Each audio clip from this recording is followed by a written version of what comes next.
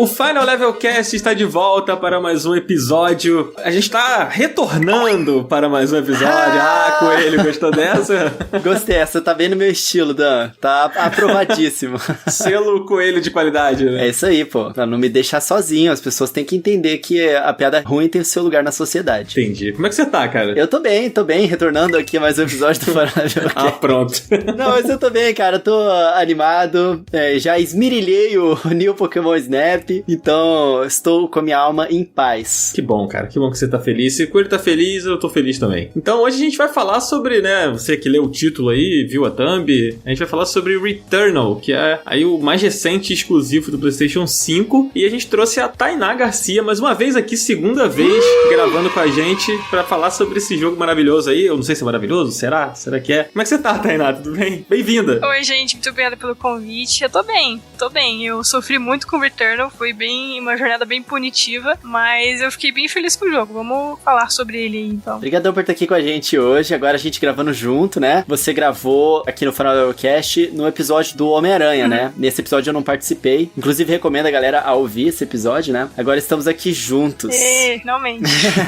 É isso aí. Tainá, como é que tá, cara? A gente tava conversando aqui em off, né? Você mudou de cidade. Como é que tá sendo sua rotina aí? A gente sabe que tá todo mundo trabalhando de casa. Quer dizer, quem pode, né? Trabalhando de casa, mas a gente que cria conteúdo, muita gente de casa. Como é que tem sido esses seus dias aí mais recentes? A rotina continua naquilo, né? De pandemia, né? Aquele medo constante, né? Diário. Mas recentemente eu mudei de cidade. Antes eu tava morando em São Paulo e agora eu tô morando em Curitiba. Na verdade, eu nasci aqui em Curitiba e por coisas da vida, questões familiares, eu precisei voltar pra cá e tive a oportunidade de fazer isso pelo trabalho ser remoto agora. Conversei com o meu trabalho, eles falaram que não tinha problema nenhum me mudar. Então, como teve essa oportunidade, eu acabei voltando pra cá. Me estabeleci bem aqui, só tô passando muito frio. Nesse exato momento, meus dedos estão congelando. Mas foi uma mudança muito positiva pra mim. E isso não vai afetar em nada meu trabalho. Por enquanto, continuo fazendo a mesma coisa aí. Tainá, você continua na equipe do Nerd Bunker, né? Isso. Eu sou redatora do Nerd Bunker, que é a redação do Jovem Nerd. Normalmente eu trabalho muito com hard news, faço muito review de jogo. Inclusive fiz o review do Returnal pro Jovem Nerd. Faço matérias, entrevistas, reportagens, às vezes vídeo. Então é um pacote todo aí de produção de conteúdo. Esse negócio do frio de Curitiba, né, já é um meme, né? Não, mas em Curitiba, então eu não posso nem falar que tá frio aqui, né? Porque eu sou do Rio de Janeiro, não dá nem pra brincar com isso. Eu já ia dizer que eu não posso dizer que eu não estou invejando, eu que gosto do frio, e no Rio de Janeiro são raras as oportunidades que eu tenho de colocar um casaquinho. Eu também, eu prefiro muito, muito frio. Quando eu voltei pra cá, eu fiquei, finalmente eu vou voltar a sentir frio de verdade, né? São Paulo até faz um friozinho, assim, mas porque eu tava acostumada, assim, raramente colocava um moletom ou alguma coisa assim. E aí, desde que eu me mudei, no comecinho do mês passado, eu não uso mais só camiseta, eu tenho que usar um moletom ou mais alguma coisa, entendeu? Porque tá realmente muito frio. Eu tava refletindo aqui, ouvindo sua história, né, que você retornou pra Curitiba, né? Olha só que coisa. Sim. Retornou, entendeu? Tá bom. Desculpa, gente, eu vou parar.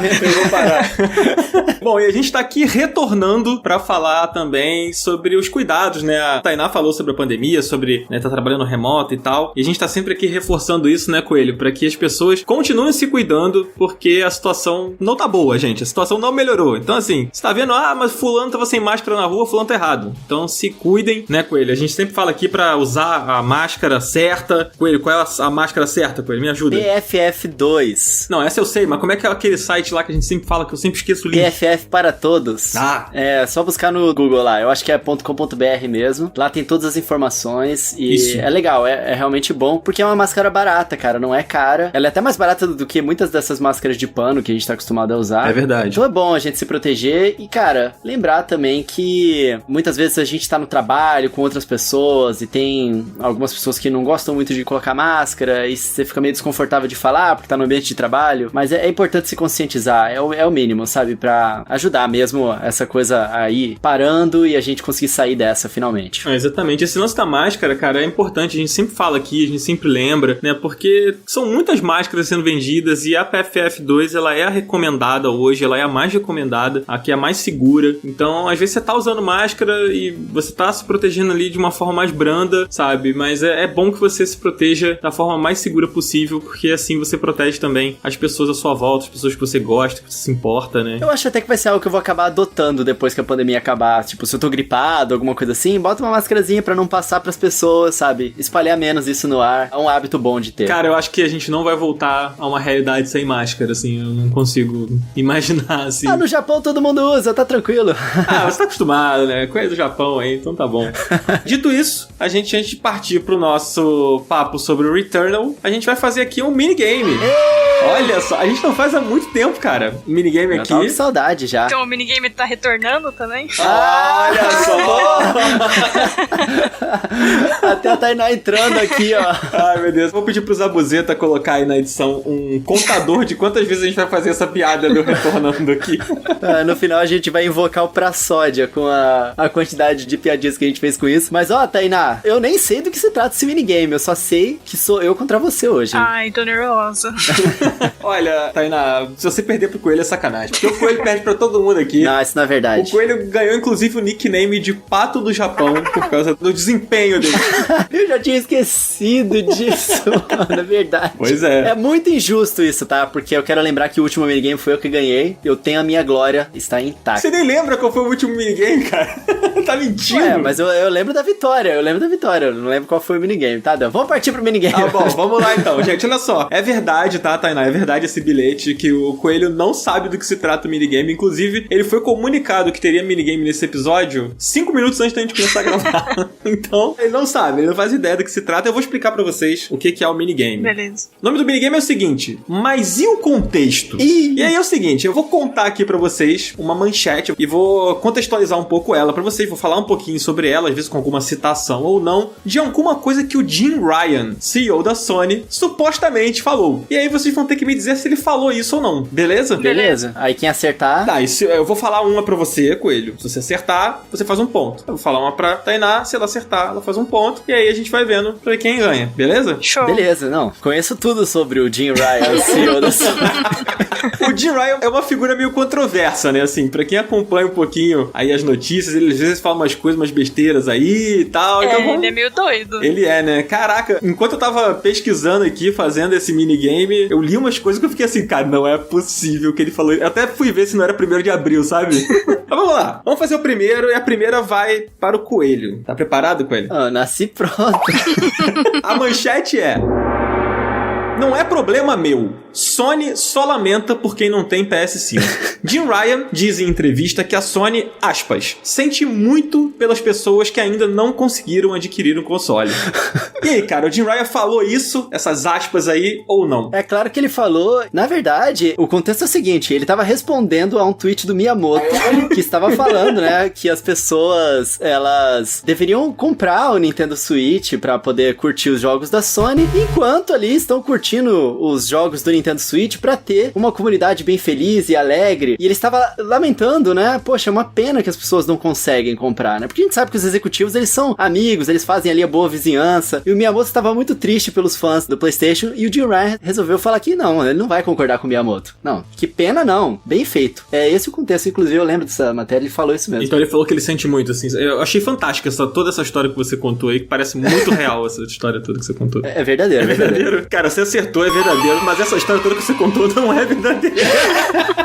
O que aconteceu foi o seguinte, uma entrevista, né, que o Jim Ryan fez ao Washington Post, né, ele tava respondendo sobre a demanda do PlayStation 5, né, que tava tendo dificuldade de suprir a Sony e tudo mais, e aí ele disse, né, que ele realmente lamentava, né, que algumas pessoas ainda não tinham conseguido comprar o console. Então, é verdade, Coelho, ponto pra você. Ah, muito obrigado, eu já sabia disso, Miyamoto me contou. Tá bom, entendi. O seu tio, né, que trabalha com o Miyamoto contou. O meu tio que trabalha com o Miyamoto. Olha aí, hein, Tainá, comecei bem, hein? Ai, já tô nervosa. Mas eu quero uma fácil também, hein? Essa eu também ia falar que era verdade. Tá bom, tá legal. Beleza, então, vamos Ela lá. também tem um tio que trabalha com minha mãe. Tainá, você não precisa justificar tudo, tá? Você pode dizer só se é verdadeiro ou falso. O Coelho que é contador de história e gosta de aparecer aqui no videogame. Beleza. Vamos lá, então. Tainá, essa vai pra você.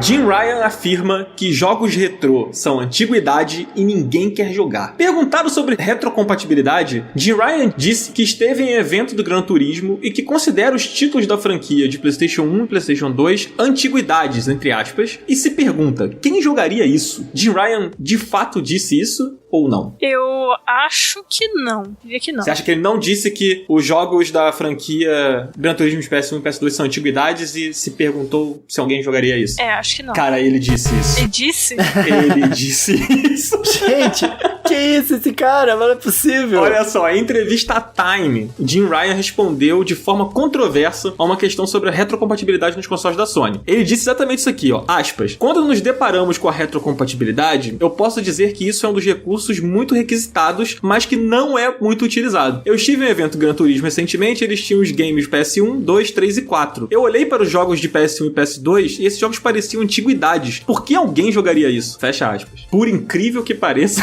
essa foi a fala do Jim Ryan. Ah, mano. Ele quer o progresso, né? Ele olha pra frente. Pode ser, né? Não faz sentido nenhum. Não faz sentido nenhum, gente. Mas tá bom. A Tainá não quis acreditar, né, que o Jim Ryan falaria essa grande besteira, né? Tava confiando um pouquinho nele. Vamos lá, Coelho. Não, vamos nessa que eu tô on fire aqui. Vamos lá. Se você... Não, é melhor. Eu vou mandar pra Tainá, porque se a Tainá errar, né, o Coelho já dispara na frente aí e o Coelho vence. Porque só tem mais duas. Então, beleza. Tainá, vou mandar mais uma pra você, hein? Tá, vai, mano. Vamos lá. Perguntado sobre a ausência de jogos indies na conferência da Sony na E3 de 2017, Jim Ryan desdenhou das produções independentes em um comentário controverso. Aspas. Jogos independentes na E3 são uma perda de tempo. Todos estão ali por games como God of War ou The Last of Us. Não dá tempo de você conhecer um novo jogo, diferente dos padrões, em apenas 1 minuto de trailer. Isso que ele falou é verdadeiro ou falso? Será que ele é tão sem noção a ponto de ter falado isso? Essa é a pergunta que tá na minha cabeça agora. Pessoa que questionou o Gran Turismo do passado, eu não duvido mais nada. Não sei. Mas a PlayStation tem PlayStation Indies. Mas o cara pode ter falado. É verdade. Siga seu coração, Tainá. Eu vou falar que ele falou porque... Que nem o Coelho falou. Depois da última aí, eu já não sei mais não. Cara, essa foi falsa, Tainá. Essa foi falsa. Você não acertou. Aqui ele iria longe demais. Mas olha, o que ele falou, na verdade, foi uma coisa bem esquisita. Em 2017, não tiveram indies na apresentação da Sony. E ele falou isso aqui, ó. Aspas. Uma das coisas que percebemos é que nessas montagens de 10 jogos indies mostrados em 1 minuto, é quase uma coisa sem significado. Ninguém consegue aprender nada sobre esses jogos nesse período. É quase uma perda de tempo. Foi isso que ele falou. Ué, tá certo então, ela acertou, uai. Não, mas ele não falou que as pessoas só querem ver God of War. Tá, agora você me pegou, Coelho. Coelho você tá advogando pra sua adversária, Coelho. Bom, não, na verdade ele não disse isso não, o ponto é meu. Não, tá bom, vamos deixar meio ponto aqui pra Tainá. Gente, mas como é que o cara fala um negócio desse? A Sony tinha que fazer uma apresentação pra jogos indies igual a Nintendo faz, velho. Eu ia mostrar eles por mais tempo. Mas assim, isso aqui foi em 2017, né? Ele talvez tenha mudado a cabeça dele de lá pra cá. Aí a gente já não sabe. Vamos chamar o Jim Ryan pro Final Level Cast pra perguntar pra ele. Espero que ele tenha mudado, né? Espero que ele tenha mudado. Direito de resposta. Não, eu acho que sim, até porque de lá pra cá, as conferências da Sony sempre tem jogos indies. A gente sempre tá vendo aí eles dando mais atenção a esse tipo de produção. Então eu acredito que ele tenha mudado a cabeça dele aí, se de fato ele pensava isso aqui, ou se ele só se expressou mal, talvez, né? Sei lá. O The Returnal não é considerado um jogo indie? Não sei. Vou dizer que não. Eu já ouvi gente chamando o The Returnal de jogo indie. Não, mas beleza. É exclusivo da Sony aí, né? Esse assunto aí dá um podcast. Mas vamos lá, Coelho. Perguntado por um jornalista do Telegraph se God of War Ragnarok poderá ser jogado no PS4, Jim Ryan diz que não pode dar detalhes, mas que novos games da Sony serão da biblioteca do PS5 em sua maioria. Aspas. Por que insistir em adaptar jogos mais recentes para tecnologias ultrapassadas? O fã de God of War precisará se atualizar mais cedo ou mais tarde, infelizmente. Não podemos confirmar nada ainda, mas talvez você precisará trocar o seu PS4 por um PS5. Caraca, cara! E aí? Jim Ryan disse isso? Aí, eu não tô botando fé nesse Jim Ryan não, hein? Ô, Coelho, se você errar isso aí, você perde seus pontos, hein? Regra aqui do nosso manual extenso de 600 páginas. Então, boa sorte. Ele disse ou ele não disse essa barbaridade? Quer dizer, esse comentário aí? Não é possível, ele não falou isso não. Tecnologia ultrapassada. O PlayStation 5 mal lançou. Eles ainda têm jogos lançando pra PlayStation 4 junto, cara. Não é possível. Não falou isso. Ele não falou. Verdadeiro ou falso, Coelho? É falso. Coelho acertou, cara. Era falso. Ai, que que susto!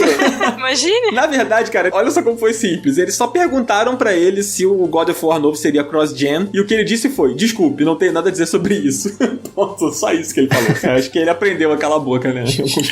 Então ele não falou. Não, ele não falou. Tainá, Oi. eu lamento, mas esse minigame, o Coelho ganhou. E a gente sabe que você errou de propósito pro Coelho não vencer. Você é realmente uma pessoa muito nobre, tá? Vai ficar marcado aqui no minigame do Final Level Cast como o dia que o Coelho venceu porque você facilitou pra ele. Mais um motivo pra eu não gostar do Jim Ryan. Pois é, gente. Olha, eu tô realmente emocionado por esse momento, Tainá. Muito obrigado, tá? Eu vou me lembrar desse momento pra sempre. E agora ninguém mais vai poder dizer que eu sou o pato no Japão, por favor. Aí é você que tá dizendo. Bom, vamos falar sobre o Returnal, gente. Vambora. Vamos nessa. Vambora.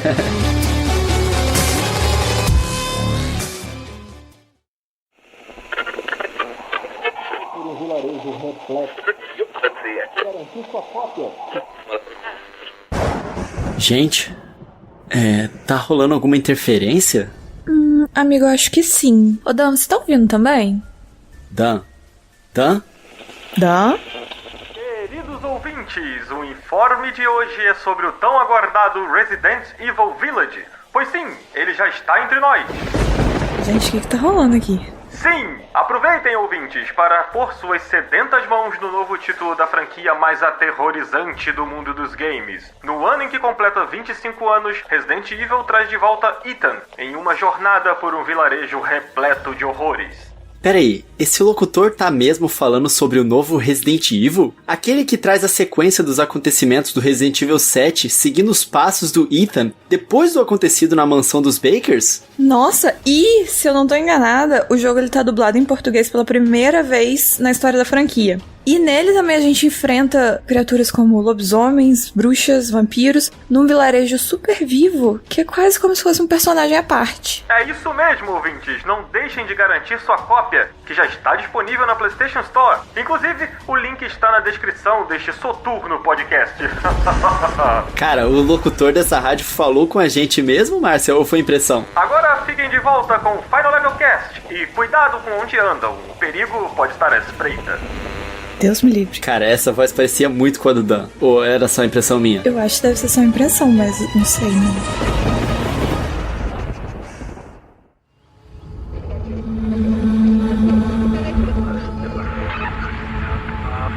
Amigos, agora vamos falar um pouco sobre Returnal. E principalmente eu quero muito ouvir de vocês, porque eu particularmente não joguei o jogo, tá? Tainá, eu li a sua análise, ficou ótima, mas eu tô bastante curioso sobre tudo em relação a esse game, até porque eu vi algumas pessoas comparando ele com Metroid, então tenho dúvidas em relação a isso também, e eu acho que muitos dos ouvintes vão se identificar com isso também. O The Returnal, ele é o primeiro exclusivo original do PlayStation 5, não é isso? Na verdade, algumas pessoas consideram o Astrobot, eu particularmente não considero, né, porque eu acho ele que é muito mais uma tech demo ali do PlayStation 5 do que de fato um game lançado pro PlayStation 5. E teve o Demon's Souls, né, que na verdade ele é um remake do original de PlayStation 3. Então acho que assim, um produto original, novo, com uma ideia nova, de fato o Returnal entra nessa definição aí, né, de exclusivo original. Se a Tainá concorda com isso, ou se você coloca o Demon's Souls aí como um exclusivo também do PlayStation 5 original, vamos dizer assim. Eu considero o Returnal como o primeiro original mesmo, porque o Demon's Souls é uma repaginada completa do Demon's Souls original, mas ele não adiciona nada novo. Então, original mesmo, eu considero o Returnal agora, primeiro aí pra alavancar o PS5. É uma coisa que eu acho curiosa, que eu até conversei com alguns amigos que estavam jogando, é que eu achei o marketing desse jogo, não sei se a palavra fraca é certa, mas eu fiquei com a impressão de que ele não era um exclusivo, sabe? Assim, tipo, ele tem esse peso de um jogo exclusivo, o primeiro exclusivo original do PlayStation 5, e eu não senti ele fazendo esse barulho, sabe? Isso me lembra um pouco até o Infamous, sabe? O Second Son lá do PS4, que também saiu um pouco assim por debaixo dos panos, muita gente nem jogou, sabe? Saiu muito no início. Você acha que isso pode acontecer com o Returnal, sabe? Ele pode passar meio despercebido? Você acha que foi mal divulgado, talvez? Eu acho que o marketing dele foi meio sem sal, assim, sabe? Como eu trabalho muito com hard news diariamente, recentemente, a Sony tava soltando às vezes algum trailer dele. Eu lembro ainda que eu fiz um vídeo de gameplay, acho que foi o primeiro que eles tinham divulgado. Eles estavam explicando como funcionava o ciclo dentro do jogo, que você morria e as coisas mudavam. Só que, como era o vídeo de forma geral, não era muito atrativo, não era muito chamativo, sabe? Tanto que eu lembro que eu fiz a notícia, mas eu não tinha me interessado pelo jogo naquela época. Eu assisti o vídeo, mas não me pegou, assim. Eu acho que faltou, talvez eles terem explicado um pouco melhor como era o jogo. Não sei se eles fizeram de propósito também, pra deixar por segredo, mas eu acho que eu senti uma falta de ter um empenho maior mesmo. A Sony mesmo faz, às vezes, State of Play focado só num exclusivo, né? Fizeram do Ratchet desses tempos aí, mas a gente não teve algo assim pro Returnal. O Returnal foi tudo divulgado assim no meio da semana mesmo, um trailer aqui, solto ali, e realmente eu achei meio sem sal, assim, de forma geral. Eu concordo plenamente. Teve um episódio aqui do Final Level Cast que, inclusive, a gente comentou sobre vários desses anúncios que a Sony fez, e se eu não me engano, eu comentei justamente isso, que o Returnal, ele não tinha me chamado a menor atenção, ele parecia genericão pra caramba, e eu me surpreendia nos dias finais, né, do marketing dele, antes do lançamento do jogo, que começaram a surgir muitas coisas interessantes do jogo, e aí que eu fiz essa relação, falei, caramba, esse aqui é aquele jogo lá que eu não tinha tido o menor interesse, porque parecia outro jogo, cara, quando eles fizeram o trailer de história, que mostra que tem coisas que não é só aquela coisa do loop, né, tem uma parte da história ali que ela tá na casa dela. Eu quero até entender melhor da história do game, porque eu não consegui sacar muito bem o que é a trama, mas mostra muito mais interessante, e quando eles começaram a mostrar os bosses e a jogabilidade mesmo, que tem aquele quê meio de bullet hell, aí começou a ficar mais interessante e fiquei curioso em relação ao jogo, mas inicialmente tinha ficado bem sem sal mesmo. Cara, eu me lembro que esse episódio que você citou, Coelho, foi um episódio que a gente fez sobre algum State of Play da Sony, que se eu não me engano foi quando ele foi mostrado a primeira vez. E eu lembro que a Márcia, ela fez um comentário assim, a gente tava passando jogo a jogo no podcast, comentando sobre todos, e aí quando a gente passou pelo Returnal, a Márcia fez um comentário tipo assim,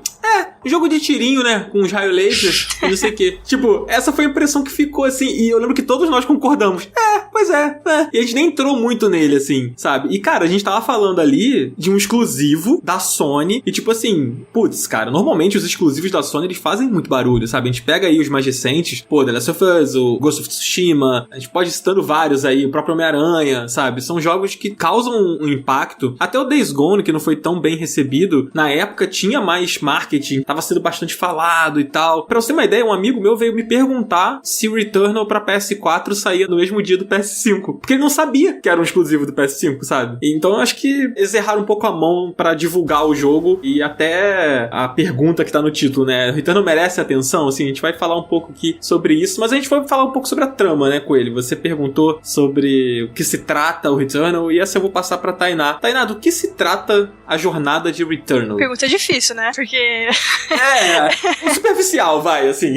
Eu vou explicar mais ou menos o pontapé inicial, né? Pra gente tentar descobrir os mistérios. A gente controla uma patrulheira espacial, acho que fala assim no jogo, que ela cai de repente num planeta chamado Atropos. E ela cai lá, a nave dela é destruída, e ela começa a explorar pra ver o que tá rolando lá. É aí que começa as maluquices, né? Ela encontra um corpo morto e ela percebe que é ela ali. E ela começa a achar umas gravações dela também, só que ela não lembra que ela gravou. Então, basicamente, ela ficou presa em um planeta e ela logo percebe que ela tá presa num loop temporal. Toda vez que ela morre, ela volta lá pro momento da queda da nave. E ela precisa encontrar uma maneira de quebrar esse loop, matando monstros, derrotando bosses, e de vez em quando ela também encontra uma casa bem sinistra no meio da exploração que tá ligada ao passado dela. É basicamente isso o comecinho. Eu vi no trailer que essa casa sinistra, tem hora que ela é mostrada como uma casa totalmente deteriorada, e tem hora que parece que você tá ali na casa nova, como se ela tivesse uma casa, tipo, no momento atual da história, assim. Tanto que tem a fotinha dela, não tá nada deteriorada, as luzes estão funcionando. Tem momentos ali da trama que ela tá na casa dela, é o mesmo planeta ou é outro planeta.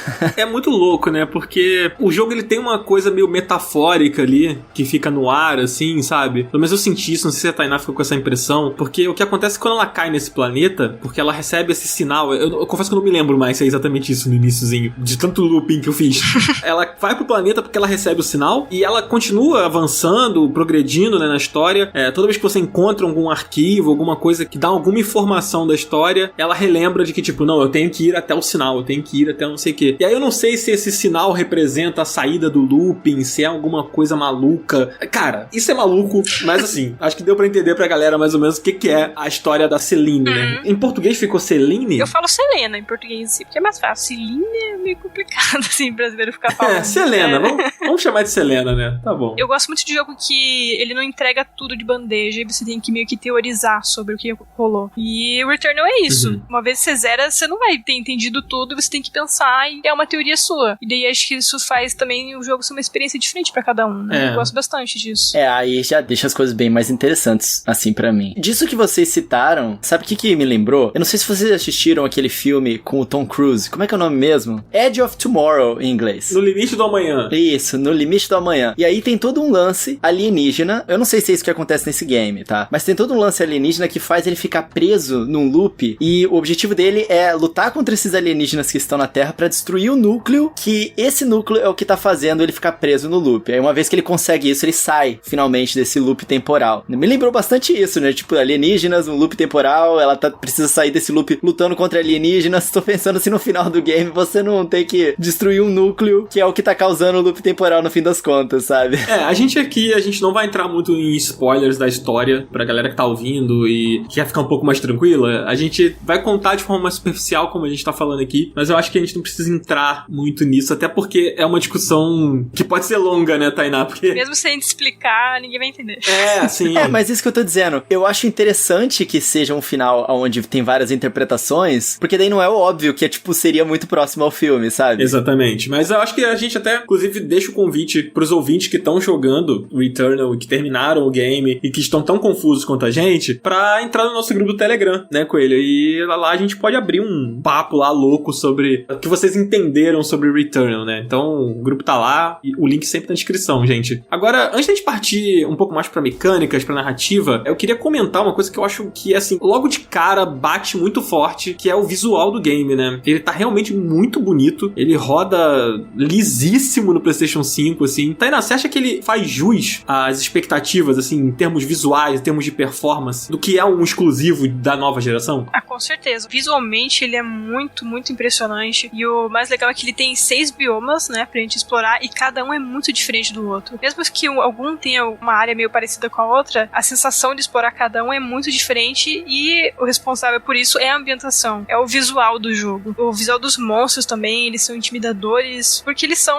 grotescos mesmo. E uma coisa que quando eu comecei a jogar, eu tava com medo que talvez acontecesse, é que ele acabasse sendo genérico, talvez nesse tema de ficção científica, nesse estilo meio Alien, porque é algo meio batido já. É meio difícil você ter uma personalidade dentro disso. Mas eu acho que o jogo fez super bem, eu acho que tem muito do DNA da Housemarque que as ambientações têm uma paleta de cor mais fixa, mas o tiro, por exemplo, dos inimigos, aquelas partículas coloridas, dá uma quebra, assim, sabe? Às vezes o bicho tava me atirando, tentando me matar, eu ficava, meu Deus, que coisa mais linda, sabe? Tá tudo colorido ao meu redor. Tem um visual bem único, bem original, que você baixa o olho e você fala, é Returnal, e eu achei belíssimo mesmo o jogo. O Coelho citou no início que tem referências ao Metroid e tal, e, cara, foi a primeira coisa, quando eu comecei a jogar, eu falei, caraca, isso aqui é meio Metroid Prime, hein? Tudo bem, não é em primeira pessoa e tal, mas eu fiquei um pouco com esse feeling, sabe? E acho que isso reforça quando você pensa, tipo, é uma mulher, é uma pilota ali, né, com aquele traje meio de astronauta, meio interestelar da vida, e enfrentando alienígenas num planeta desconhecido, sabe? Dan,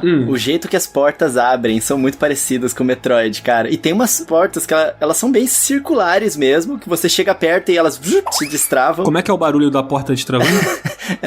Ah, tá, beleza, só pra entender. Cara, me chamou muita atenção no sentido de que a expectativa que eu tenho quando eu jogo os exclusivos da Sony, tipo, a gente jogou o Ghost of Tsushima no ano passado, a gente vê aquela coisa bem realista e esse jogo, ele puxa esse visual realista com bastante neon, né? Ele coloca essas partículas, aliás, muitas partículas. Tudo que você vê no jogo é 500 mil partículas rodando em volta na tela. Eu acho que deu um efeito bem bonito isso, né? Eu gostei bastante. E claro, me chamou a atenção porque me lembrou um pouco da estética de Metroid. Eu vi que tem uma mecânica também de uns grappling hook, né? Aquele gancho que você solta em coisas que estão penduradas no ar e a sua personagem ela vai pulando de um lado pro outro. Então, eu acho que tem um quesinho de Metroid, sim, tanto no visual quanto algumas coisas de mecânica que eu vi por aqui. A gente vai chegar lá, mas acho que a gente pode começar a falar um pouquinho sobre essa coisa do looping, né? Sobre ele ser ele é um roguelike, né? Antes de mais nada. Pra quem não tá muito familiarizado com o roguelike, a gente fez um episódio, né, com ele bem legal, falando sobre o gênero. Foi um episódio que a gente falou sobre o Hades, que foi aquele indie do ano passado que brilhou pra caramba nas premiações e foi super bem recebido pelo público e pela imprensa também. E a gente falou bastante sobre o gênero nesse episódio com o Ricardo Regis, lá do Nautilus. Inclusive, um beijo pro Ricardo. E eu acho interessante que nesse episódio a gente comentou que não existiam jogos, a gente não conseguia lembrar de um jogo AAA, uma produção muito grande, que fosse um roguelike. E a gente se perguntava, né, pra onde esse gênero vai, sabe? Será que vai chegar um momento em que vão ter jogos grandes, assim, jogos super produções, que vão beber desse estilo de jogo, né? E de fato aconteceu, né? E aconteceu de forma muito interessante, ao meu ver, porque o roguelike, ele tá completamente ligado à narrativa do jogo, né? Aquela coisa do ciclo da Selena, morrer e voltar e tudo recomeça, né? Tainá, você achou isso interessante? Assim, eu já joguei vários roguelikes, assim, né? Que é esse jogo, pra quem tá ouvindo, toda vez que você volta, que você joga, normalmente é procedural, né? As fases mudam cada vez que você recomeça, e toda vez que você morre num ponto do jogo, você volta do início, você faz tudo de novo, mas os acontecimentos são diferentes. Você acha isso interessante? Eu não me lembro de ter visto isso em um outro roguelike, sabe? De estar totalmente atrelado à narrativa, assim. O que você achou disso? Eu achei bem interessante ter vindo de um jogo, né, exclusivo do PlayStation 5. Ele é considerado de grande orçamento. Normalmente, jogos tão grandes assim, normalmente eles tentam apostar numa fórmula mais segura, né, mais na zona de conforto pra vender mais, né. Então, ver um estúdio podendo fazer um trabalho assim, e um trabalho muito legal, em que a narrativa e esse elemento roguelike conversarem tão bem, fazer tão sentido e dar uma experiência tão única, eu realmente gostei muito. Foi um dos motivos que realmente me prendeu no jogo. Pra mim, até agora, acho que é o melhor jogo desse ano, até agora, pelo menos. Palavras fortes. É.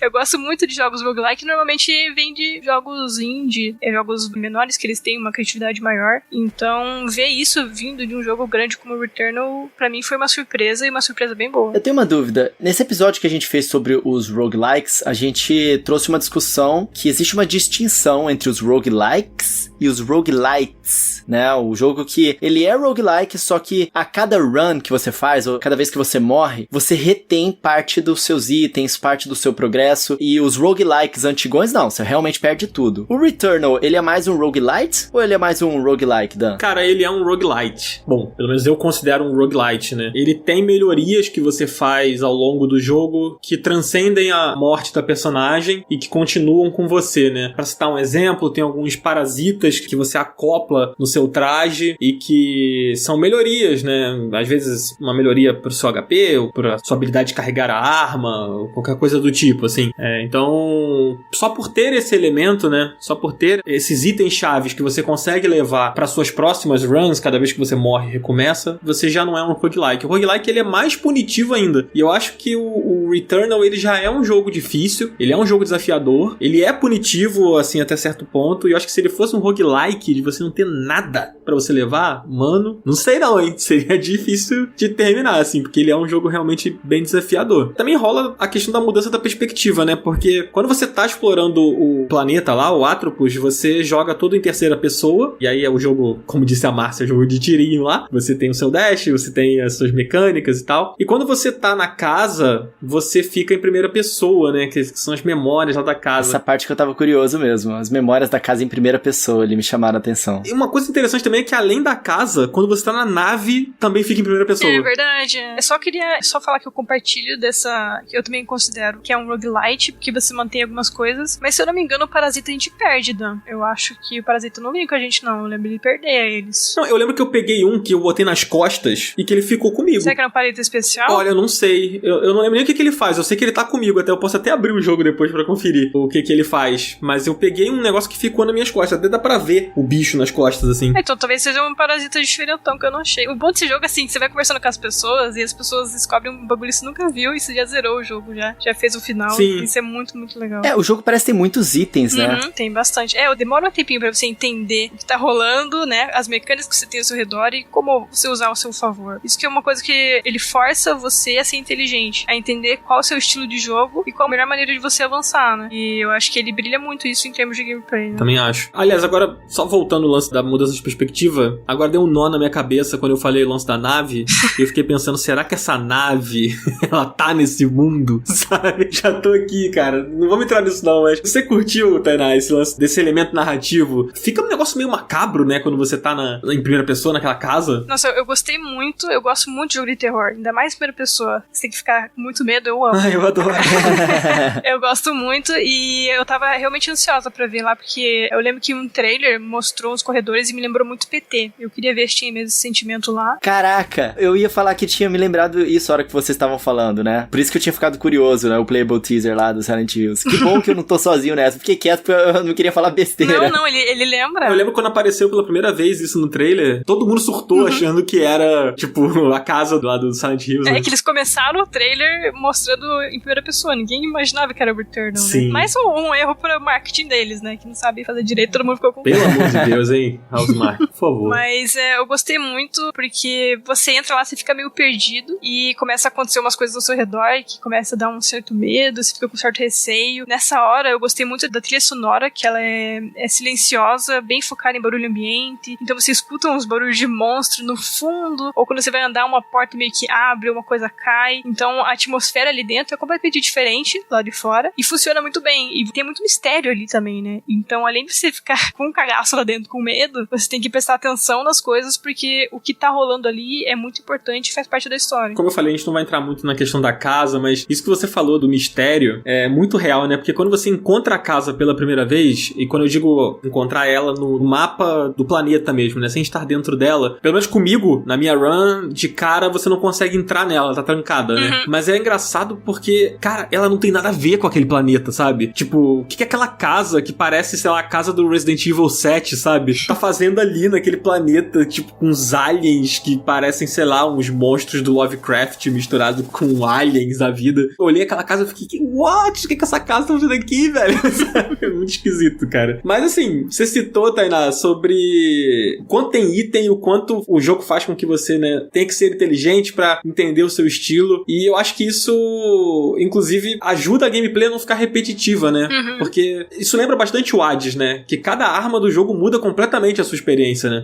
Eu acho que os dois jogos se diferem muito em termos de liberdade. O que eu senti no Returnal é que conforme eu ia avançando e apanhando, morrendo e tudo mais, eu aprendi alguma coisa, né? Ganhava conhecimento. Eu aprendia como funcionava uma mecânica, entendia qual arma eu me adaptava melhor, como matar certo inimigo. Então você vai ganhando experiência, né? Não um medidor na tela, mas experiência mesmo como jogador. Uma coisa que eu percebi muito é que o mapa é seu melhor amigo e você tem que realmente entender os seus pontos fortes e fracos. O que eu gosto bastante desse jogo é que às vezes ele dá um recurso, mas ele também tira algo em troca. Os parasitas que você comentou, ele dá uma vantagem, mas ele também dá uma coisa ruim. Isso eu gostei bastante, porque você daí tem que entender qual desvantagem você vai conseguir lidar pra dar a volta, e você tem que realmente fazer uso da vantagem pra fazê-la valer a pena. Então, pra mim, primeira vez que eu joguei, quando eu tava ainda não tinha zerado, pra mim foi uma experiência meio entender quais eram meus limites. Por exemplo, às vezes eu tava explorando e daí vinha uma porta de bônus na minha direita e uma porta pra continuar na esquerda. Se eu tava com vida baixa, se eu não tava com uma arma que eu tava me sentindo confortável, se eu não tava me sentindo confiante, eu deixava a porta bônus pra lá e ia avançando na história pra ver se eu conseguia ver mais coisa da história, ver se abria algo novo, né, ver o que tinha mais pra frente. Então eu acho que é analisar seus riscos, né, pra você se dar bem e também ter muita paciência. Pra mim, assim, toda vez que eu tentei correr, que nem uma doida, me desesperei, eu acabava morrendo, era morte na certa. Você não pode trocar os itens que você recebe? Tipo, a seu bel prazer? Não, essa área aqui, eu acho que esse outro set aqui é melhor. Não. Quando você encontra uma arma nova, ela tá no mapa, às vezes ela tá em um totem, em algum item que você ativa, como se fosse um drop ali que você vai pegar aquela arma. E aí você tem que, tipo, deixar a sua arma atual e pegar a arma nova. Entendi. Então, se essa arma é totalmente diferente, por exemplo, você tem uma arma que ela é mais explosiva, e aí você pegou uma arma que é uma cadência maior. E aí você se arrependeu, você vai ter que voltar naquela área onde você achou a arma que você acabou de pegar, sabe? E trocar pela sua antiga. Entendi. Mas tem tiro infinito, pelo menos, ou não? Na verdade, é tipo resfriamento, né? A arma, ela, tipo, vai esquentando e aí você tem que esperar ela esfriar pra poder continuar atirando. Não é como se você tivesse que recarregar. Você precisa esperar a arma voltar a poder atirar. Tipo isso, entendeu? Entendi. Na verdade, o resfriamento, ele tem uma barrinha que tem um R2 bem no meio. Quando ele chega bem no meio, você clica R2, ele recarrega e a cadência aumenta. Entendi. Isso, é. Só que eu nunca pegava esse time. Eu tava sempre nervoso Mais pra frente no jogo eu consegui, mas eu sempre errava, porque se você errar, a arma esquenta e você tem que esperar. As armas também têm diferentes timings. Tainá, qual foi a arma que você gostou mais? Então, eu me apaixonei por uma arma no meio do jogo que era, acho que se eu não me engano, é eletroestacadora, que é uma arma que ele meio que faz armadilha elétrica. Daí quando o inimigo passa ali, ele toma dano. E aí era ótimo, porque o que eu fazia, por exemplo, o inimigo que voa, eu atirava um pouco nos dois inimigos, e daí entre eles fazia uma barreira e eles se davam dano só por estarem perto. Ah, que legal. Então, assim que eu achei essa arma, eu fiquei tacando em tudo, assim, sabe? Que às vezes tem uns inimigos que são mais fortes e daí eles demoram pra aparecer. Daí fica meio que uma bola vermelha aumentando até eles aparecerem ali, né?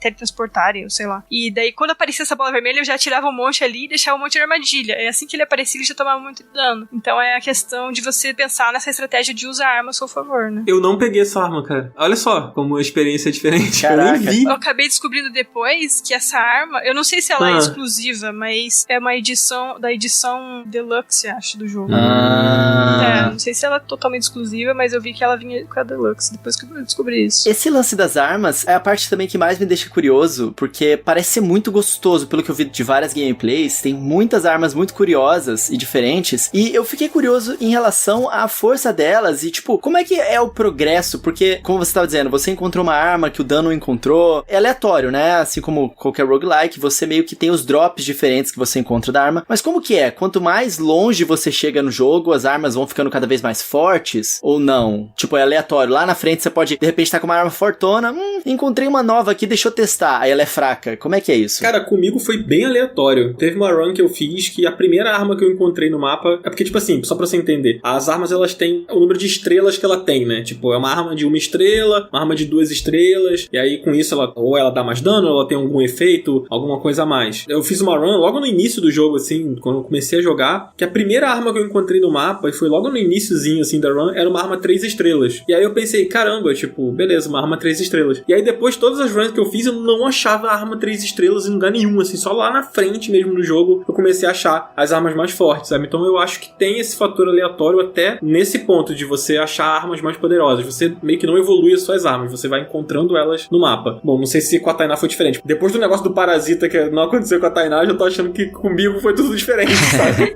Não, comigo foi também assim, dropava a arma com um nível maior conforme você vai avançando, aí você troca. O que eu fiz é que quando eu achei a eletroestacadora, eu decorei o nome dela, eu lembro que eu até anotei, que eu tinha me apaixonado pela arma. Quando eu dropava uma mais forte, eu trocava. Às vezes eu entrava num bioma, a eletroestacadora do outro bioma com um nível mais baixo, mas eu conseguia me virar com ela, sabe? Até dropar uma outra eletroestacadora e daí eu trocar. Porque as outras armas do jogo eu não gostei muito, sabe? Ainda mais que tinha 3 tiros, eu não conseguia. Eu me acostumei mesmo com uma e esperava ela dropar. Mas eu percebi também que você acha artefatos, né? Que melhora um pouco a proficiência da arma. É verdade. A cadência e tudo mais. Mas é também na run. Se você morre, você perde elas. Isso. Você vai achando uns artefatos. Acho que os inimigos dropam. Às vezes tá escondido no cenário. E isso aumenta um pouquinho pra deixar o gameplay mais fluido, mais rápido, né? E também tem o sisteminha de se você ir matando os inimigos em sequência sem tomar dano, você ganha adrenalina. A Celine fica mais rápida, ela fica mais ágil, a esquiva dela é bem mais eficiente. Pra mim foi me focar total quando enfrenta inimigo, usar muito bem o ambiente pra não tomar dano, pra manter a arma nível bem alto lá em cima, sabe? Mas foi basicamente isso, é meio aleatório mesmo. Agora, o que me deixou em dúvida em relação a isso é que pode existir uma chance do jogador pegar uma arma forte logo no início e ele ser um bom jogador, e é importante esse lance dela morrer e fazer o loop, isso faz parte da narrativa, como vocês estavam explicando. Então, o que incentivaria o jogador a morrer, digamos assim, mesmo se ele tiver dado a sorte de dar uma arma boa logo no início do jogo, assim? O que no jogo impede você de zerar de uma vez só, assim? Ele é muito difícil. Ah, tá. Mesmo com arma forte? Mesmo com arma forte, ele é muito difícil, cara. Acho que ninguém deve ter jogado ele feito numa run só, sabe? É muito complicado. Inclusive, isso chega um pouco no assunto das batalhas contra os chefes, né? Que são batalhas extensas, são batalhas... Os chefes têm padrões que mudam no meio da batalha, né? E eles são difíceis demais, assim. Não sei como é que foi pra Tainá, mas olha... Meu Deus, que ódio daquele primeiro chefe lá, que meu Deus, que raiva dele. Eu passei muito ódio. Eu quase desisti do jogo. Caraca! Assim, no primeiro chefe. Entendi. Eu achei muito difícil, mesmo. Mas aí depois eu descobri que depois que você derrota os chefes, você pode passar por eles, né? Numa run futura. Sim. Você não precisa enfrentar ele de novo, sabe? Como é no Hades, por exemplo. Saquei. É que derrotar o primeiro boss te dá a chave do portal pro segundo bioma. Então, quando você, sei lá, você matou o primeiro boss, tava no segundo bioma e morreu lá. Quando você voltar na nave, você pode rushar direto pro portal, você vai ter a chave, ela fica guardada com você e você pode ir direto pro segundo bioma, nem precisa se preocupar com o primeiro. Exatamente. E o portal, ele fica depois do boss. Então, você ainda tem que jogar o primeiro bioma, mas você passa dele rápido, é isso? Não, o que eu percebi quando eu tava jogando é que quando eu ganhei a chave pro segundo bioma, quando eu morria, o mapa ele muda completamente, né? Quando você morre e volta. Eu percebi que as salas geradas aleatoriamente meio que jogavam o portal mais perto da minha nave. Então eu tinha que avançar, sei lá, tipo umas 3, 4 áreas pra ele aparecer. Ele não vai aparecer quando você jogar a primeira vez e não tiver matado o boss ainda. Ele realmente vai forçar você a andar mais no bioma, sabe? Uhum. Mas eu reparei isso. Eu reparei que as salas, elas são geradas pra jogar os portais mais perto de você quando você passa. Entendi. Legal as mecânicas que eles fizeram ali, tanto pra dificultar quanto pra facilitar a gameplay, né? Sim, é legal. E assim, na verdade, cara, quando você... Bom, eu pelo menos fiquei com essa sensação. Normalmente as pessoas falam, né, que o roguelike, ele é um jogo que você sente a sua evolução como jogador conforme você vai morrendo e você vai fazendo as runs novas e você vai repete. Chega um ponto que aquele início do jogo, ele se torna simplesmente uns pequenos obstáculos pra você passar e pronto, chegar no ponto em que você morreu. Nem sempre eu sinto isso nos roguelikes, assim. Nem sempre eu absorvo isso. Não sei se é porque eu sou um jogador muito ruim, mas nem sempre eu sinto. No Returnal eu senti. Eu senti realmente que quando você já tá num ponto do jogo, você já tá bem avançado, principalmente depois que você passa lá do terceiro bioma, né? Quando tem uma mudança na história e tal. Eu já tava passando do início do jogo assim, tá, vambora, é isso aí. Até senti um pouco repetitivo num ponto do jogo, assim, sabe? De novo isso aqui? Tá bom, vamos lá rapidinho, sabe? Isso aconteceu contigo também, Tainá? Total. Quando eu passava de um bioma, morria, eu ia rapidinho. Às vezes eu nem precisa, né, matar os inimigos na área, eu só avançava rapidinho. Uma coisa que é engraçada é que, assim, é um jogo difícil, né, de forma geral. Aí quando eu avançava muito, morria, voltava pro começo, e eu morria indo pro portal, eu sabia que era hora de parar. Eu sabia que, não, eu tô cansada demais, que eu morri aqui. Eu nem cheguei no bioma em que eu tava, já mostrando ali que eu tinha que parar e dar um tempo. Isso me lembra muito jogos estilo Soulsborne, né? Esse sentimento é o mesmo, assim, tanto a dificuldade alta, quanto você sentir experiência como jogador, né? Não ser um medidor na tela. Então, pra mim, foi esse sentimento. Massa. Eu senti parecido também. Uma coisa que eu acho que vale a gente comentar também é sobre o DualSense, né? O uso do DualSense nesse game, que é uma coisa, assim, que já tinham me falado, eu não lembro se eles deram essa informação em algum trailer ou se saiu em algum release, alguma coisa. Quando eu peguei pra jogar, eu realmente contemplei uma coisa ali muito especial. É a primeira coisa que você sente quando você começa o jogo, né? Você sai da nave com a protagonista e tá chovendo no lugar ali, naquela primeira areazinha. E, cara, a vibração do DualSense na sua mão é como se você sentisse as gotas d'água batendo no controle, cara. É muito impressionante, assim, é muito imersivo. Eu nunca vi isso parecido. Esse rumble, assim, que é usado nesse controle DualSense, eu nunca vi nada parecido com isso. Tipo, tá, no Astrobot você sente lá naquela tech demo, ele explora bem e tudo mais, mas eu pensei assim, mano, não vamos usar isso aqui pra porra nenhuma, isso aqui vai ser só nessa demonstração e nos jogos futuros não vai ter. E não, eles usam, é interessante pra caramba, a coisa do gatilho, né, Tainá? O que você achou, cara, do lance do gatilho adaptivo? Eu acho que, de forma geral, ele usou muito bem os recursos do controle. Eu também, quando eu joguei o Astrobot, ele usa muito bem, só que eu fiquei, tá, mas nenhum desenvolvedor vai parar pra fazer isso em todo o jogo, né? E quando comecei a jogar Returnal, eu percebi que basicamente tudo que você faz no jogo, ele tem um feedback no controle. Isso é muito legal. Os tiros, ele tem um feedback no controle, você resfria a arma, ele faz um barulhinho também. A forma como ele vibra diferente, tanto com a chuva, ou quando um inimigo ataca você. Pra mim, foi de forma muito impressionante e realmente bem imersivo. É um jogo já que você tem que ficar concentrado pra caramba, então ele é bem imersivo, né? Tanto pela ótima ambientação que ele tem, mas o controle eu achei que realmente foi um plus ali, foi uma surpresa. Eu não achei que ia ter um jogo que ia usar ele de forma tão inteligente, e os gatilhos eu gostei bastante. É que é engraçado porque às vezes eu me acostumo tanto que eu nem sinto direito, mas se você para de jogar um pouquinho e daí você volta assim, né, do nada, você sente que tem tanto uma resistência no L2 quanto no R2, e eles são resistências diferentes, então dá um plusinho a mais no jogo. Isso não varia de arma pra arma, não? A resistência que o controle dá? Eu acho que varia, na verdade eu não sei porque eu não explorei tantas armas, mas fora essa coisa da chuva, que é a primeira sensação que você tem quando você começa a jogar mesmo, logo de cara, na minha primeira run, eu peguei uma arma que o gatilho, ele só ia até a metade, assim, é como se tivesse uma trava no meio do gatilho, e aí quando você apertava ele fundo, você tinha que forçar um pouquinho mais, aí a arma mudava o dano. E não dá medo de quebrar, não? Dá. Mas depois você supera. No início eu puta, mano, esse controle aqui custa o preço de uma casa. Aí depois eu, tá, tranquilo. É proposital, sabe? Mas no início eu fiquei meio assim. Mas como assim muda o dano? Era como se você aperta o botão até a metade, é o tiro comum. Aí quando você apertava fundo, ela dava tipo um tiro concentrado, sabe? Que é tipo o especial da arma, assim, sabe? Aquele tiro que você tem que segurar, assim, pra dar um dano maior? Isso, exato. Aí você tinha que apertar até o fundo, né? Bom, pelo menos a arma que eu tive essa experiência era assim, era tipo uma metralhadora normal. Se eu não me engano, é aquela que persegue o dano, que é enxame de não sei o quê. Sim. O tiro normal dela era aquele que perseguia, e aí você apertava até o fundo, ela dava um concentradozão, assim. Normalmente os bichos do início já morriam com um concentrado desse. E aí você tinha que esperar um tempinho pra poder fazer de novo essa habilidade da arma. Esse lance da chuva aí, com esse sensor aí áptico, vocês que conhecem bem as duas opções, o qual ele se compara com o Rumble HD do Joy-Con, por exemplo, que é a única referência que eu tenho, assim. Deixa pra Tainá essa daí. Eu acho que é bem diferente. Eu acho que eu nunca tive nenhuma experiência com outro controle como eu tenho com o DualSense. Quando me falaram assim que, ele tem diferentes tipos de vibração, eu achava que era meio balela. Eu fiquei, vai tremer, sei lá, o lado direito, depois o lado esquerdo ou o meio. Mas é muito estranho porque é uma forma de vibração que pega todo o controle, mas é com intensidade diferente, em momentos diferentes. Às vezes você nem percebe que você tá tão ligado no jogo e ele tá tão atrelado ao que você faz no jogo que você acaba nem percebendo. Mas quando, por exemplo, eu fui jogar esses dias PS4 e não tinha, né, esse feedback, eu estranhei até. Que louco, eu entendi. O Returnal, no geral, faz muito bem. Ele me mal acostumou, eu acho. Agora eu tô querendo que todos os jogos PS5 tenham isso. É uma experiência bem diferente. E vocês falaram sobre quebrar o botão. Eu tenho 2 controles do DualSense, né? Um R2 já amoleceu. Um deles. Não. Mas não foi com o Returnal, não foi com o Returnal. É engraçado. Esses dias mesmo, um amigo meu falou que acho que o primo dele, eu não lembro agora se é o primo ou seu irmão dele, o R2 ou o L2 parou de funcionar. Morreu, gente, assim. Que agonia isso deve dar. Em relação a esse jogo que ele usa bastante os recursos, né? Em comparação com os outros jogos do PS5 que vocês jogaram, dá pra sentir alguma diferença na duração da bateria, alguma coisa assim? Ou não? Porque ele usa tantos recursos do controle assim? Cara, eu não sei dizer exatamente, mas eu acho a bateria do DualSense fraca. E aí eu acho que isso é um padrão, assim. Eu não sei dizer exatamente se com o Returnal gasta mais do que com os outros. Eu só tenho a impressão geral de que a bateria do DualSense, ela é mais fraca do que era do controle do PS4. Aí eu não sei se é o meu que tá com problema.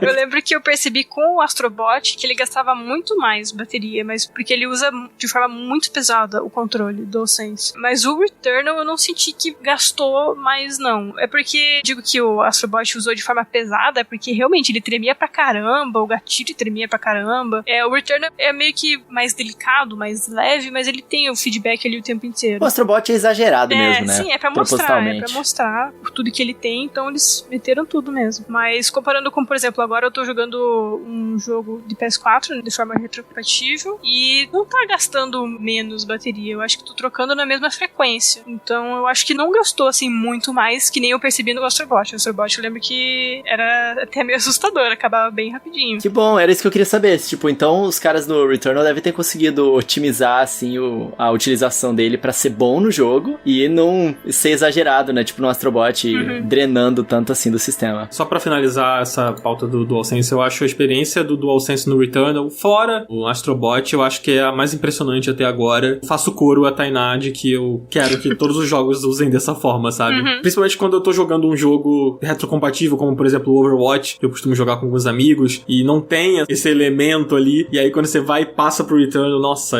é muito imersivo, é muito interessante. Cara, a gente tá chegando aqui na nossa reta final desse papo sobre o Returnal, né? Esse game exclusivo do PlayStation 5, e a gente volta à nossa pergunta inicial aqui, e aí eu vou fazer essa pergunta pra Tainá. Primeiramente, você acha que vale a pena jogar o Returnal? E você acha que o Returnal ele merece atenção? Ele merece que as pessoas olhem pra ele com mais carinho? Ele cumpre expectativas pra você? Com certeza. Falando também pela minha experiência de que eu não tinha me interessado pelo jogo nem um pouco. Aí eu acabei sendo encarregado do review e eu lembro que eu pensei assim, só espero que não seja tão chato pra eu chegar até o final tranquilo, né? Não vou ter que forçar. Lembro que eu pensei isso quando me passaram o review e foi, nossa, uma surpresa. Quando eu comecei a jogar, eu lembro que eu tava muito cansada no dia e eu ia jogar só 1 hora. E eu lembro que eu via a hora passar às 4, 5 horas da manhã e eu tinha jogado, sei lá, umas 6 horas seguidas. Caramba. Porque ele realmente me prendeu e ele me surpreendeu muito. E eu acho que também talvez ele ter chegado, né, de forma repentina, sutil, meio quietinho, eu acho que deu esse tranco maior, assim. Eu vi que muitas pessoas ficaram realmente curiosas quando começou a sair as impressões positivas. E também olhando pelo lado que o PS5 tá com um estoque bem ruim, às vezes aparece e acaba muito rápido, e daí aparece com preço lá em cima, ainda mais no Brasil, não é muita gente que tá podendo comprar o PS5 agora, mas eu acho que o Returnal é um jogo que vale ficar no radar, sabe? Com certeza vai baixar o preço, ele vai entrar em alguma promoção, ter a galera poder comprar o console, mas é um jogo que merece ficar no radar. Eu sempre falo isso quando eu falo para outras pessoas. Se você não tem um PS5, mantenha ele no teu radar, deixa ele ali, sabe? Guarda ele com carinho o nome dele, porque ele é uma experiência bem diferente, é uma experiência, acho que em termos de comparação, nos últimos anos, a experiência mais diferente que eu tive foi com Death Stranding, que ele me proporcionou algo bem único, e eu senti isso de novo com o Returnal, sabe? De uma forma completamente diferente, mas um sentimento nesse sentido. Então, quem gosta desses jogos, assim, mais diferentões, desafiadores, e gosta realmente de cair de cabeça em um jogo, eu super recomendo o Returnal, porque ele é um jogo, assim, que eu considero, apesar dele ser maluco, né, você tem que teorizar e tudo mais, ele é bem fechadinho, bem quadradinho, e eu acho que é um jogo que vale ficar no radar de todo mundo. Muito legal. Eu tenho uma dúvida sobre isso, Dan, sobre essa conclusão. É o seguinte, eu vi em alguns lugares, eu vi algumas análises que, tipo, cada run do jogo pode ser um pouco longa, tipo, se você não morrer e tal, e em roguelikes, o loop de gameplay, ele tem que ser gostoso, né, pra você se divertir jogando aquele jogo, e aí você perde os seus itens, mas você se sente motivado a continuar jogando, tipo, não, quero tentar de novo aqui, eu tô melhor agora, eu tenho uns upgrades aqui, vambora. Como que é o loop do gameplay no Returnal? Ele é bom? Depois que você morre, você sempre sente vontade de jogar de novo? Ou você quer, tipo, não, eu preciso de uma pausa aqui agora porque foi muito intenso, depois eu jogo mais, tá ligado? Cara, eu acho o looping dele bem legal, principalmente porque a jogabilidade, como a gente já falou, sobre as armas, sobre a exploração ali, ela é muito gostosa de jogar, sabe? Então você gosta de controlar a personagem, a protagonista. É legal estar ali com o DualSense, o jogo é muito bonito visualmente, então assim, ele é convidativo, sabe? Quando você pega o esquema, você entende a jogabilidade, e conforme você vai progredindo, você vai ganhando confiança, você começa a sentir que vale a pena repetir, fazer mais uma run. Putz, mas eu morri lá na frente, caramba, que frustração, sabe? Se você tá irritado com o jogo, novamente a Tainá falou sobre isso lá atrás, comparando com o Soulsborne. Dá um tempo, respira, toma uma água. Mas, cara, se você tá engajado, se você tá gostando, se você tá curioso pra saber o que é aquele áudio que você achou caído no chão e que te contou alguma história, alguma coisa sobre aquele mundo, você vai querer continuar jogando. Pelo menos foi assim comigo. Eu engajei, eu gostei, eu fui fazendo run atrás de run. Eu morria porque eu sou muito ruim, mas eu fazia de novo. E aí quando eu sentia que eu avancei um pouco, eu falava, caramba, eu não sou tão ruim assim. Aí eu morria, pô, sou ruim sim. Enfim, e nesse looping de sou bom, sou ruim, eu fui jogando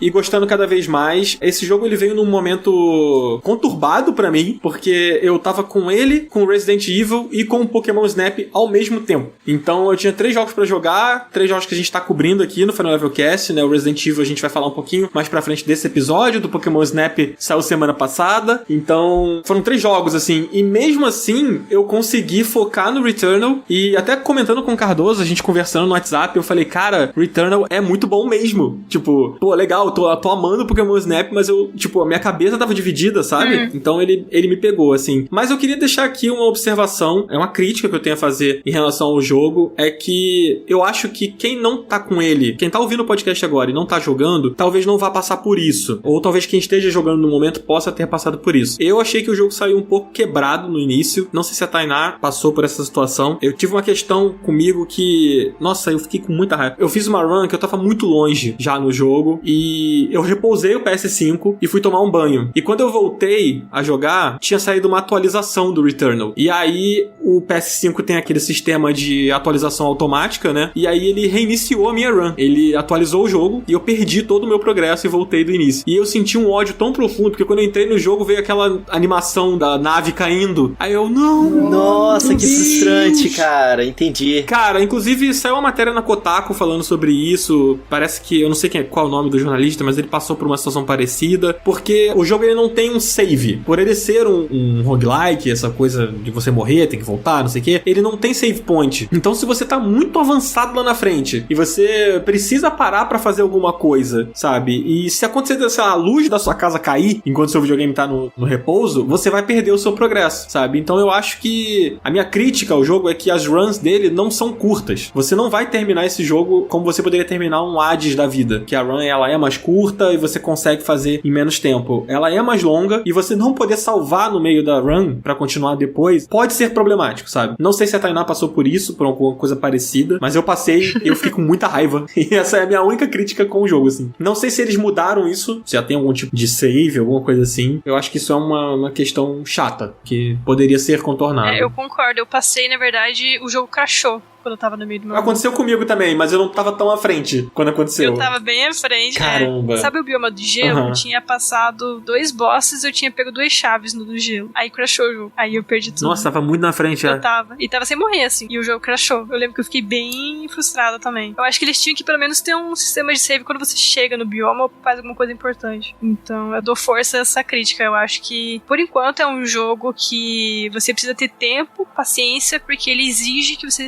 tenha uma sessão muito longa de jogar. E isso eu acho meio ruim, né? Eu acho que um savezinho ali, um checkpointzinho, eu acho que tinha que ter. Eles tinham que tentar colocar. Tem uns pontos do mapa, tipo quando você chega naquela parte onde você consegue fazer progressão, sabe? Parece uma lojinha. Ali poderia ser um save point, sabe? Ou quando você derrota um chefe, quando você passa de bioma, sei lá. Até porque tem artefato que dá uma vida, né, extra, você pode morrer e continuar. São 2 artefatos que podem fazer isso. E também tem uma estrutura que você entra e ele também dá uma vida extra, né? Eu acho que essa estrutura podia ser um checkpoint, por exemplo, pra voltar ali. Talvez um save ali. Mas agora talvez o pessoal pedindo, né, agora que o jogo já saiu, o pessoal tá pedindo pra caramba, eu acho que talvez eles tentem colocar algo do tipo. Eu acho que é questão de tempo também, mas assim, por isso até eu falei, né, que talvez eles implementem essa funcionalidade em algum momento, e aí talvez quem tá escutando a gente agora possa estar experimentando o jogo no momento em que isso já vai estar presente. Então assim, essa é uma crítica que eu faço pra esse momento. A minha experiência foi um pouco prejudicada por conta dessa ausência de save point. Pô, eu vi gente comentando no Twitter que dava pra terminar o jogo em 3 horas. Cara, eu acho que não dá pra terminar, não é possível que dê pra terminar o jogo em 3 horas, assim. Principalmente se você não terminou o jogo ainda alguma vez, mas eu não acho que dê, assim. Ele é um jogo relativamente longo, principalmente pra um roguelike. Então, enfim, essa é a minha única crítica, mas eu acho o jogo muito legal, como eu já falei, né? Ele roubou minha atenção em meio a uma janela de lançamentos que tem muita coisa boa saindo, né? Tipo, pô, o cara que vai... Isso aí entra até a questão do preço, né? Que a gente tava comentando mais cedo também. O jogo tá caro agora, pode ser que ele barateie daqui a um tempo, mas por enquanto ele não tá barato, então você vai ter que escolher ali, né? Sei lá, se você tem um Switch, você tem um PS5, por exemplo, você vai ter que escolher se você quer jogar o Pokémon ou se você quer jogar o Returnal, porque dificilmente você vai poder gastar R$600 em 2 jogos, sabe? Mesmo assim, mesmo nessa janela conturbada de vários lançamentos interessantes, ele consegue, na minha opinião, se destacar pela sua qualidade, não pelo seu marketing, que eu achei furado, mas ele é um jogo muito bom, muito legal, e eu acho que ele é o roguelike mais legal que eu já joguei. Ô, louco, mais que Hades? Eu gostei mais dele do que do Hades. Eu também. Ah, legal, legal. Então, eu acho que pode ser um ponto de partida pra muita gente que ouve tanto falar desse termo roguelike, mas tem preguiça porque não conhece muito bem os jogos e acha que vai ser chato esse negócio de você morrer e perder essas coisas. Como ele é um jogo de alto orçamento, roguelike, pode ser um jogo que desperte interesse nas pessoas, né? Pra esse gênero e acabar testando vários outros jogos nesse estilo que são muito legais, cara. Eu acho que vale a pena. Cara, eu acho que eu vou até além. Eu acho que se as pessoas olharem com carinho pro Returnal e jogarem, entenderem, absorverem, né? Porque algumas pessoas não se interessam tanto por jogos independentes, né? As pessoas, elas olham muito pros AAAs, assim. Então você vê um AAA, um jogo de alto orçamento, saindo, pô, exclusivo do PlayStation 5, em que a sua mecânica principal ali, a base do jogo é um roguelike, eu acho que se você jogar e você curtir, isso é um passo pro gênero, sabe? Tipo, pô, agora tem um jogo grande que, tipo, pode estar abrindo uma porta pra que outros jogos maiores, outros jogos AAA da vida, também absorvam o roguelike como parte de suas ideias, sabe? É interessante ver um roguelike que é uma superprodução, que é um jogo do PlayStation 5, apoiado pela Sony, sendo um roguelike, assim. Não esperava ver isso por agora, sabe? Pra mim, isso ficaria dentro ali dos indies, assim. Isso é muito da hora. E pra gente fechar, Dan, eu tenho uma última pergunta pra Tainá, eu tenho uma última dúvida em relação a esse jogo. Eu vi em muitas das gameplays um monte de tiro voando na tela. Tipo assim, o cara tendo que usar dash, desviar, usar uma arma, passar por baixo, passar por cima, dar a volta e os inimigos atirando pra todas as direções diferentes. E isso me traz muito uma sensação que eu gosto muito. Foi ver isso que me interessou mais no jogo, na verdade. Aquelas balas todas e você tendo que desviar delas, né? Aquelas coisas brilhantes vindo na sua direção em alta quantidade, enquanto você acerta os inimigos que também estão em movimento, utilizando ali os seus dashes e tudo mais. Isso me lembrou aqueles bullet hells de navezinha, que eu curto muito esse gênero. Tainá, é justo eu chamar esse jogo de um bullet hell só que 3D? Acho que sim. Na minha opinião, acho que dá pra se chamar assim, porque foi uma das coisas que eu mais gostei também. Cada inimigo, ele ataca de uma forma diferente. Tem uns que atacam de forma mais rasteira, tenta vir mais perto de você. Tem outros que é mais de longe e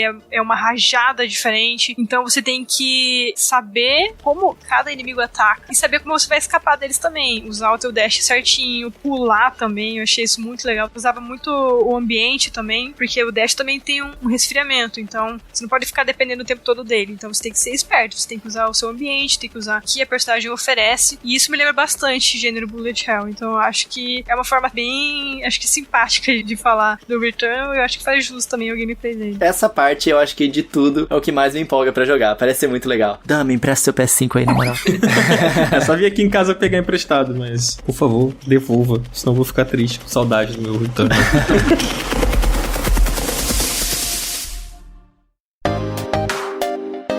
Gente, a gente vai chegando agora sim ao nosso final do programa. Tainá, queria agradecer muitíssimo a sua presença. Foi um papo muito maneiro. É legal conversar com pessoas que também jogaram Returnal. Não tem tantas pessoas jogando, então é sempre uma oportunidade muito boa. Deixa suas redes, fala onde tá seu trabalho e muito obrigado, cara. As portas sempre abertas pra você voltar aqui mais uma vez. Poxa, muito obrigada. Obrigada a vocês pelo convite. Eu gostei muito também do papo. Muito bom poder falar tudo que eu queria falar de Returnal. Então eu tô bem feliz. As pessoas podem me encontrar no Twitter e no Instagram, @Taiko Garcia, as duas, então quem quiser ver o que eu tô jogando, ver as porcarias que eu posto, pode me acompanhar lá, e quem quiser também acompanhar meu trabalho, é só acompanhar o Jovem Nerd, eu tô escrevendo lá todo dia. Quem quiser dar uma olhada também no meu review do Returnal no Jovem Nerd, eu também escrevi recentemente análise do Resident Evil Village, então eu tô sempre fazendo conteúdo de games pro site, então quem quiser é jovemnerd.com.br. Massa demais. É isso aí, pra quem não sacou, é @OTAYKU. Isso. Né? OTAYKU Garcia. É, o Taiko Garcia. Isso. Cara, antes da gente encerrar, né, Coelho, deixamos aqui o nosso convite de sempre pra galera, nossos queridos ouvintes, entrarem no nosso grupo do Telegram. A gente tá sempre fazendo algumas dinâmicas aqui no podcast em que a gente ativa a galera lá, e o grupo, putz, super ativo, o pessoal postando notícia, inclusive notícia do Nerd Bunker, aí, se bobear, a notícia que a Tainá escreveu, o pessoal cola lá no grupo, tá sempre compartilhando. Então o convite tá aí, o link tá sempre aqui na descrição, né, Coelho? É isso aí, cheguem lá, galera, falem de The Returnal, suas teorias lá no Telegram. Podem me marcar, que eu vou adorar ler, porque definitivamente a narrativa é algo que me interessa, mas as teorias e a gameplay me interessam mais, então não se preocupem comigo, pode me mandar esses spoilers lá, é o que eu quero saber mesmo. Então entre aqui na descrição, chega mais pra gente bater um papinho lá no nosso grupo do Telegram, que é bem bacana. É isso aí. Quem quiser seguir a gente, né, também tem aqui nossas redes aqui na descrição do episódio, tem as minhas redes, a do Coelho e a da Márcia, estão todas aqui. E, bom, a gente volta quarta-feira que vem, né, com mais um episódio do Final Level Cast. Toda quarta-feira a gente tá aqui. E agora eu vou retornar para a minha cozinha para poder fazer a minha janta. Ficar de boa. Retornem aqui toda quarta-feira às 10 horas da manhã. Deixa o follow aí. Até mais, galera. Tainá, retorne sempre que puder. Pode deixar, eu retorno. Valeu, pessoal. A gente espera seu retorno. Valeu, gente. Até semana que vem. Tchau, tchau. Valeu.